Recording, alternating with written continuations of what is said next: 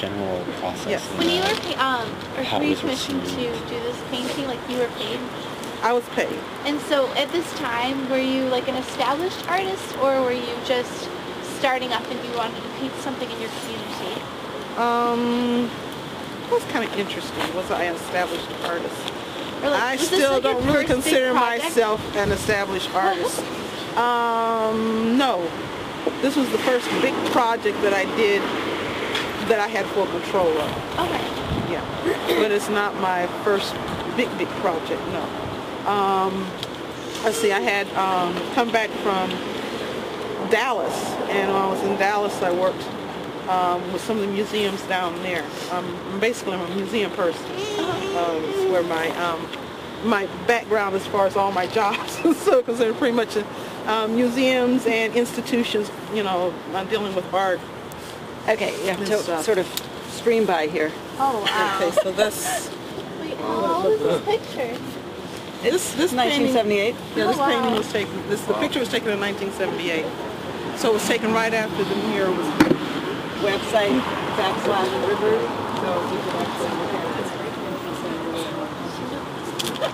Yeah. In color. Huh? Is it in Yes, color it's or in, not? it is in color on mine. Yeah. Okay, good. Yeah. So you'll be able to really see what it looked like. You say anything about getting permission to do this? Yeah, I did. I talked about getting the permission.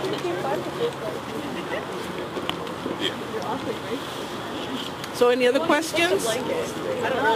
Yeah. Could you maybe elaborate more on maybe the range of reactions that you got from the community, maybe over time as well? Well, the community overall, they really liked it because it's kind of like an act of empowerment. It gives them something that is theirs, you know, something that they can relate to, and it becomes a symbol of that community. And that's pretty much what the mural became. You know, for a very long time, even at the height of gang warfare in the 1980s and stuff, they did not graffiti the mural. They graffitied everything else, but they didn't graffiti the mural. They didn't start graffitiing the mural until it actually started breaking down. Once it started breaking down, then some of them began to kind of write on it here and there. But if you can see, they still haven't really graffitied the mural, you know, not to the extent it could have been. Now the wall around the side, they did. That wall has been painted several times because of the amount of graffiti that they had put on the wall. But the mural, they pretty much left alone. So that gives you a sense of how much they really felt they were, you know, a connection to the mural itself. Can I introduce Dave? Yeah, go ahead and introduce Dave. So here's another person who was involved in the mural early on, and this is David Monk from the, and I'm sorry I butchered your organization's name on the radio today, but let's see if I can get it now. Educational Resources for Environmental Science? Yeah. All right, I got it But the this time. subgroup was Nurturing Neighborhood Awareness. Yeah. Nurturing Neighborhood Awareness was kind of a subcontract through your Through CEDA. Yeah, through Comprehensive CEDA. Employment Training Act. So But it was a subgroup of ERES, Yes. but it worked in the North End, and it did a lot of workshops, art-based workshops up at Douglas Center. And with the success of those workshops, they started thinking about doing a mural here. And it was with Catherine Catherine Sender, and then Eugene Britt. Eugene Britt was the community coordinator at the time, and so they began to look into the possibility of being able to doing a mural. Now when they decided they wanted to do it, they kind of contacted another muralist. His name is Mark Verboven, that lives up in Chicago. The time period he had written a manual on how to do murals. He was he was into the mural movements in the 1960s and again in the early 1970s. He had worked with some Mexican muralists, and he was in connection with a lot of Cuban muralists at the time, Puerto Rican muralists in Chicago, African American muralists in Chicago. And so he thought this would be a good thing to do. Now the thing is when the African American artists here in Champaign found out they were going to bring Mark down, they weren't very happy, because the thing was they, you know, afraid that they're going to bring somebody in to do a mural, okay, and not have any community connection with it. So it was important for, at least for the community, to have a local artist to do it.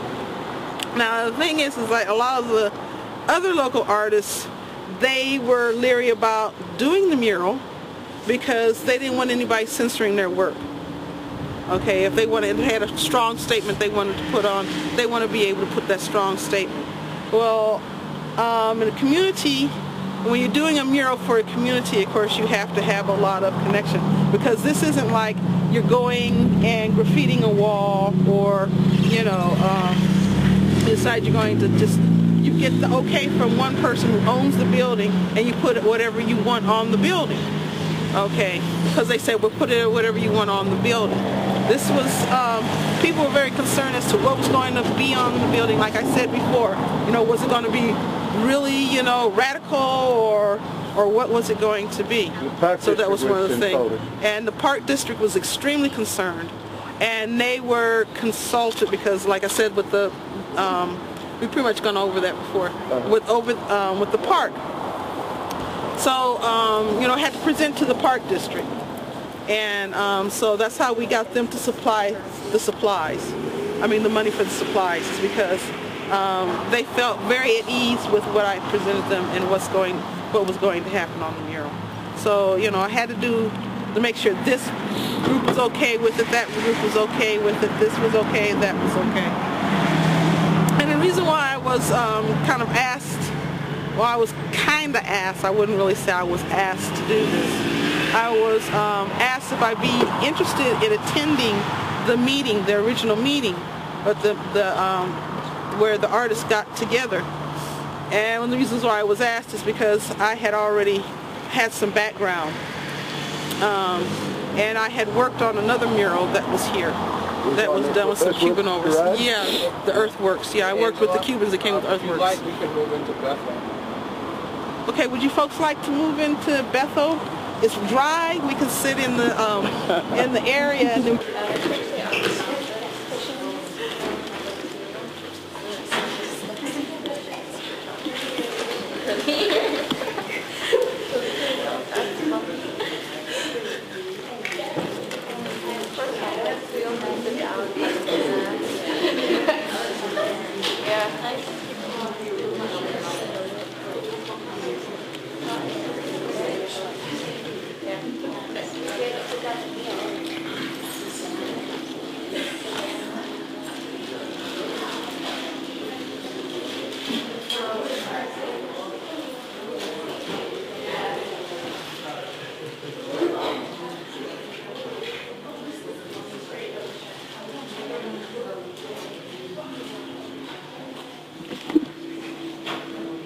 And if not, why not?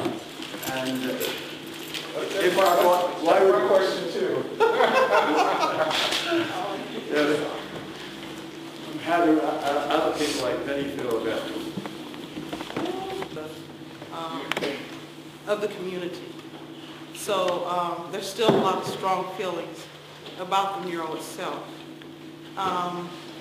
Having it redone, there's been several, instances it broke. So that's why I'm having a hard time getting it off.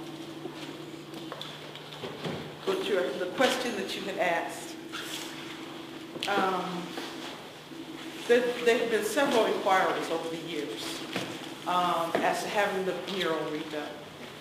And back in the 80s, late 80s, there was an inquiry. It was a group that had talked about they wanted to do the mural, how much it would cost for me to come and do it. And so I did the logistics of how much it would cost to do the mural at that time. And it was just too much for them. Once I told them approximately how much, gave them a ballpark figure, didn't get any